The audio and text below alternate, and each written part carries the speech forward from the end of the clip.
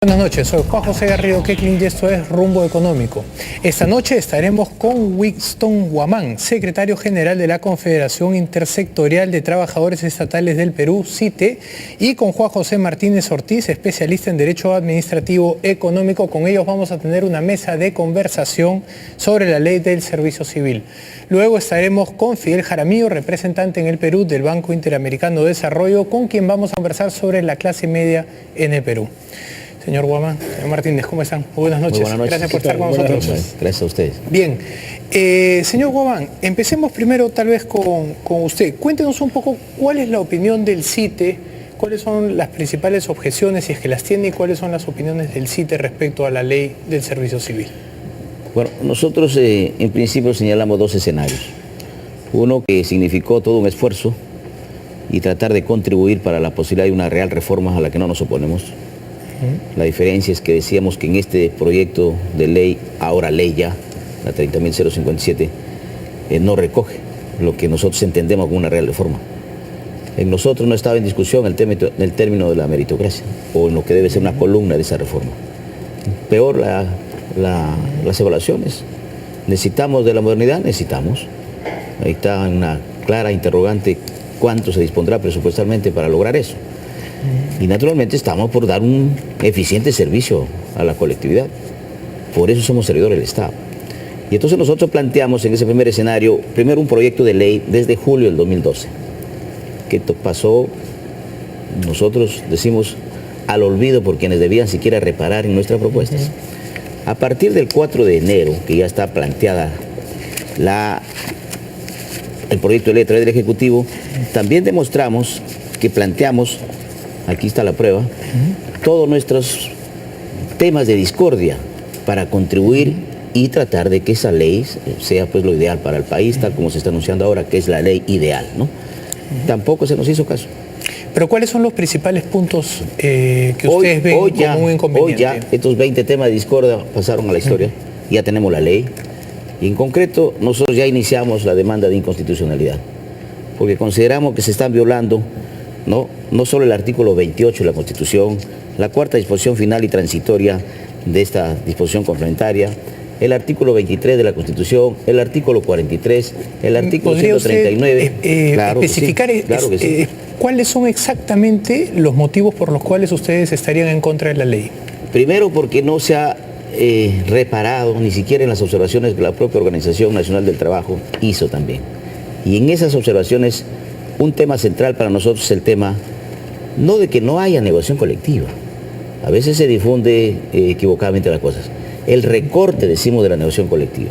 En la ley está la negociación colectiva, pero lo que no se quiere entender es que, habiendo el antecedente de tantos años, más de 20 años, en que también negociábamos nuestras remuneraciones, y no en la línea de que hagamos la escala remunerativa, o que planteemos nosotros, no, incremento de remuneración. Además de la negociación colectiva, ¿hay algún otro tema particular? Claro, el aspecto central de lo que nosotros decimos, el peligro de la pérdida de lo que hasta ahora denominamos la seguridad del trabajo y la estabilidad laboral.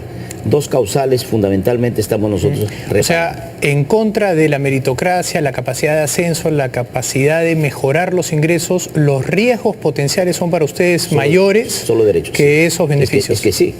Si se plantea, por ejemplo, que en términos de lo que significa la implementación de esta norma, vamos a reestructurar los puestos durante este proceso de 6 años que se plantea, y esa reestructuración o reorganización en cada una de las entidades conllevaría a suprimir puestos, a suprimir funciones, a suprimir áreas, nosotros decimos ahí hay un peligro de perder el puesto. Muy bien. Porque si ya no tienes el puesto, ¿qué trabajo vas a tener?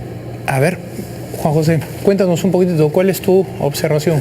Sí, yo prácticamente no tengo observaciones o cuestiones negativas sobre esta norma. Más bien, saludo que finalmente se haya dado después de tanto tiempo. Como nosotros conocemos, el desempeño de una organización depende mucho de sus recursos humanos.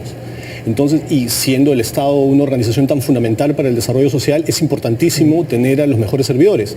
Yo creo que esta norma está yendo en esa línea, que por otro lado tampoco creo que sea una cuestión que se haya dado de la noche a la mañana. Si hacemos una revisión histórica de los últimos 13 años, esta viene a ser el cuarto intento en el cual se tiene para hacer una reforma. Se empezó en el 2001 con el gobierno de Valentín Paniagua, donde hubo una comisión presidida por el ministro Zavala, en donde se planteó el tema y se hizo un diagnóstico muy bueno. Dicho sea de paso, ese diagnóstico es del 2001 y tú lo podrías leer hoy día y sigue siendo lo mismo. El 2003, durante el gobierno de Alejandro Toledo, se hizo un intento de reforma y se dio una ley que se llama la Ley Marco del Empleo Público, que es una reforma incompleta, se quedó trunca. Y en 2008 se hicieron, en el siguiente gobierno con Alan García, se hizo otro intento de reforma en donde se creó, por ejemplo, Servir, que es la Autoridad Nacional del Servicio Civil. Se estableció, por ejemplo, en esa época ya se estableció el tema de las evaluaciones. El tema de las evaluaciones no es una cosa que sea nuevo en esta norma, y hasta que finalmente se dio esta norma. De hecho, digo que es una cosa que está... es un deseo largamente considerado por las personas que son especialistas en este tema y que han visto el tema de reforma del Estado a través de los años. De hecho, además, esta norma cumple con un mandato del Tribunal Constitucional. El Tribunal Constitucional ha establecido en un par de acciones de inconstitucionalidad que tuvo el régimen CAS, un mandato en donde se estableció que el gobierno, mejor dicho, no el gobierno, sino el Poder Legislativo tenía que dictar esta norma, y esta norma cumple perfectamente con ese mandato. Señor Guamán, una de las ventajas de la ley del servicio civil es que integra a la formalidad a casi 500.000 trabajadores que están hoy día en el sistema de contratos vía CAS. Digamos que hay tantas cosas positivas. Nos llama la atención a los ciudadanos en general que la central sindical se preocupe de los riesgos que no necesariamente van a ocurrir, porque no necesariamente van a haber. De hecho, el presidente Humala el día de hoy ha sido bastante enfático en que no van a haber despidos masivos, y organismos internacionales como la CAF, ¿no?, como la Corporación Andina de Fomento también están a favor de esta ley. Cuéntenos un poquito para tratar de entender mejor la postura de ustedes, que a veces lamentablemente no se entiende, ¿no? A ver, hablamos de una reforma del Estado, ¿de acuerdo? Y en el Estado somos 1.300.000, si es que la estadística de Servir está objetivamente planteada. De esos trabajadores de 1.300.000, se nos dice que estaremos en el ámbito de la ley 560.000, que ya estamos hablando de un porcentaje que no es ni siquiera el 50% de ese 1.300.000. El resto está en carreras especiales. Pero mire lo que significa la decisión política para mí. No técnica ni legal, sino política en el Congreso de la República, cuando se aprobó la ley. El último día se salió con esta novedad. Se exonera del ámbito de la ley a los servidores civiles del Banco Central de Reserva, a los trabajadores del Congreso, a la Superintendencia Nacional de Aduanas, a la Superintendencia de Administración Tributaria, a la banca, seguros, a los AFP, a la Contraloría General de la República y todos los regímenes especiales. Yo pregunto, si es que la ley es tan bondadosa como el señor Martínez lo ha señalado, si es lo que realmente se esperaba hace mucho tiempo, que este segmento de trabajadores necesitan reforma, no hay que merituar ahí, no hay que garantizar una eficiencia ahí, no, lo que pasa es que esto ha garantizado el lobby en el Congreso. Si necesitamos los votos, y aquí está la expresión de los votos.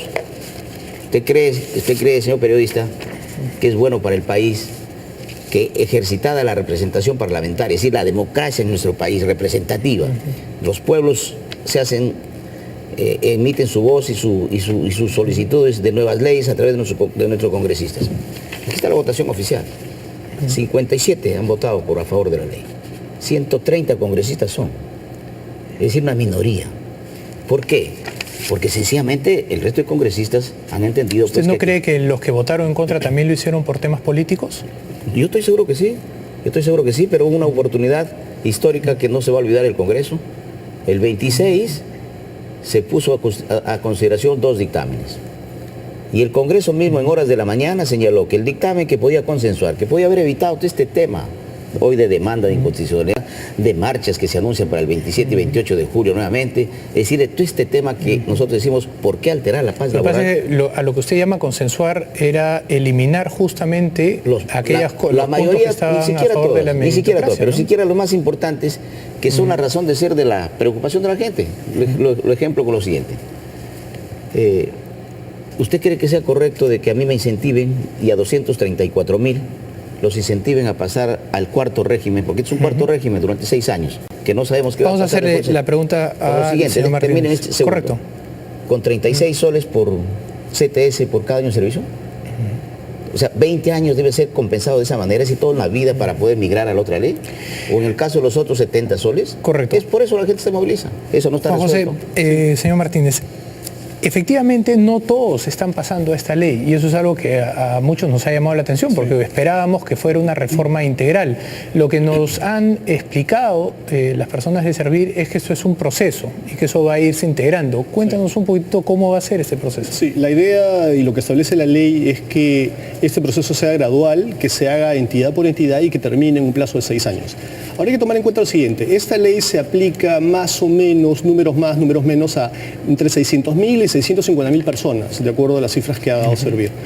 De ese universo, digamos, de cada 10, 4 están hoy día en la 276, 4 son CAS y 2 son 728. Entonces, el gran problema que tienen los CAS, para empezar, es que tienen contratos que son temporales, son contratos cuya máxima duración es de 1 año. No pueden exceder el ejercicio presupuestario. Entonces, para estas personas, digamos, yo considero que ellos van a tener un gran incentivo para trasladarse al otro sistema. El otro punto es que hay que considerar es que tanto para los 276 como para los 728, como para los mismos CAS, este es un sistema voluntario. Claro, uno podría haber dicho el óptimo hubiera sido trasladarlos a todos, pero se han considerado temas justamente de derechos adquiridos de las personas, de cuestionamientos que podrían haber y se estableció que este sistema sea efectivamente optativo. Lo que sucede es que este sistema, y según las cifras que preliminarmente parece que ha señalado el Ministerio de Economía, es que se van a nivelar ingresos. Entonces, este sistema realmente va a ser beneficioso para el resto de los trabajadores, para los servidores. Ahora, hay que considerar 2 puntos importantes que se cuestionan. Uno es la liquidación de las personas bajo el régimen anterior. Eso, digamos, tiene que ser así o debería ser así para evitar problemas. ¿Te imaginas compensar a todas estas personas con los nuevos montos? Podrían suceder problemas como los que ya hemos tenido antes con el tema de la 2530. Esto es un proceso que hay que verlo a través de los años y de manera integral. La reforma del Estado y la reforma del Servicio Civil, primero, antes no se pudo realizar porque la 2530 era una cuestión que había que considerar ahí. Ese tema se solucionó, se hizo una reforma constitucional, fue declarado constitucional y el siguiente paso era este gran tema. Otra objeción que se tiene es el tema de la negociación colectiva. Pero hay que considerar cuántas entidades y cuántas personas hoy día negocian colectivamente remuneraciones. Más o menos se calcula que en el sector público peruano hay alrededor de 3.000 entidades, entre gobierno nacional, gobiernos regionales, gobiernos locales. Según Servir, 2.500 están afectadas por esta norma. Sí, pero de ese número solamente 243, 45 son las que tienen negociación colectiva efectiva. Y más o menos de ese número, una tercera parte, o sea, unos 80, 85, negocian remuneraciones. Entonces estamos hablando francamente de una minoría. Sin contar de que si uno hace el análisis constitucional, la norma es constitucional. De hecho, el Tribunal Constitucional ya en resoluciones anteriores donde las organizaciones sindicales cuestionaron las reformas anteriores, el Tribunal Constitucional ha dicho que la negociación colectiva se tiene que interpretar de acuerdo al convenio 151 de la OIT, que habla de condiciones de trabajo, no establece obligatoriamente el tema de remuneraciones. Señor Guamán, para hablar un poquitito de los beneficios de la carrera, si ustedes no los encuentran, ¿hay alguna posibilidad de hacer propuestas para que se integren en el reglamento? Porque el reglamento todavía no ha sido publicado y hay espacio para mejoras. Sería de nuestra parte realmente estar aquí precisando cosas sin propiedad, ¿no? El reglamento precisa solamente, no va a modificar la ley. Y la discordia que nosotros tenemos es que tiene que ver con que tiene que derogarse realmente tal o cual artículo. Nosotros no estamos planteando que se derogue toda la ley, nunca lo hemos planteado, bien claramente decimos los artículos. Porque mire, por casualidad usted ha boqueado su diagnóstico. En la atracción que plantea el especialista acá, este es un cuadrito muy aleccionador, que usted lo va a entender clarísimo. Cierto que hay 200... La estadística de Servir, ahí mismo usted lo puede decir, dice que hay 238.000 casos. Si eso ha superado ahora o más, pudiera, cifra más, cifra menos. Pero esos 238.000 casos, no todos son trabajadores que están en puestos especializados o en puestos profesionales. La gran mayoría, estimado señor periodista, están en puestos de servicio. Y entonces aquí dice bien claro, o sea, o es técnico o es auxiliar.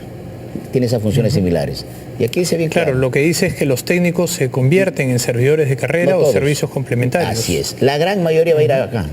Según especialistas, ese es un gran incentivo. Dos, si me dijeran siquiera... Pero acá puede hacer carrera, acá no. Si me dijeran siquiera...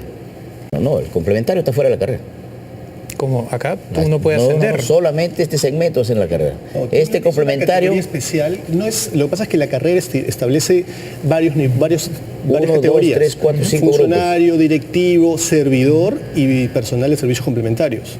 El personal de servicios complementarios está dentro del ámbito de esta ley, no está dentro de la otra categoría, porque a esa otra categoría se le quiere establecer como un grupo profesional. Y por lo mismo puede hacer carrera igual. Ya sí. No, este complementario está en la función complementaria. Dice bien claro, no está en la carrera. Es decir, no va a funcionar el concurso transversal. No está en la carrera de servicio civil, pero sí está dentro del ámbito de la ley. Con una función complementaria. No engañemos pues a la población. ¿Está en la carrera el complementario, sí o no? Porque si está en la carrera, entonces la ley está mal hecha. Por eso lo que se entiende es que al estar dentro de la ley pueden seguir las facultades dentro de la ley, que son las del ascenso, a partir de mejoras y exámenes. Yo soy a lo que significa la función complementaria. Y es más, si fuera un incentivo... Esa es otra conjetura, ¿verdad? No, es un segmento de trabajadores ahora que nosotros decimos excluidos, que no van a tener la misma igualdad de tratamiento ante la ley, y porque si siquiera pasaran con su tiempo de servicio, porque el señor ha dicho lo siguiente, mira el peligro que puede haber si es que se reconoce lo que es justicia. Hace 20 años, señor, en este país, al segmento que él señala que solamente 2 son del universo de 10 en la estadística señalado, pero que en suma son 85, 98 mil dólares. A eso les compensan con un sueldo completo hace 20 años. Y esa reforma venimos exigiéndolo nosotros hace 20 años. Muy bien, ahora se dice vamos a darle tiempo también al señor Martínez para que nos explique un poco. Sí. La ley señala expresamente dentro del artículo 2, donde está la clasificación de los servidores, es que hay funcionarios, hay directivos, hay servidores civil de carrera y hay el servidor de actividades complementarias. Y todo lo que está en esta ley en general se les aplica a ellos. Lo que sucede es que tienen un trato especial, dado que no son el núcleo específico de lo que hacen las entidades. Eso simplemente lo que hace es darles un tratamiento diferenciado, pero que tiene los beneficios de la parte general de la ley, por supuesto que los tienen. Y que van a tomar exámenes y que pueden, por lo tanto... Por supuesto, y tienen el mismo nivel de estabilidad. Bien. Les agradezco a ambos por acompañarnos esta noche. Esperamos tenerlo de nuevo conforme vaya avanzando esta conversación. Muchas gracias. Bien, vamos nosotros a una pausa. Regresamos con Fidel Jaramillo. Él es representante en el Perú del Banco Interamericano de Desarrollo. Con él vamos a hablar sobre la clase media en el Perú. Una pausa y regresamos.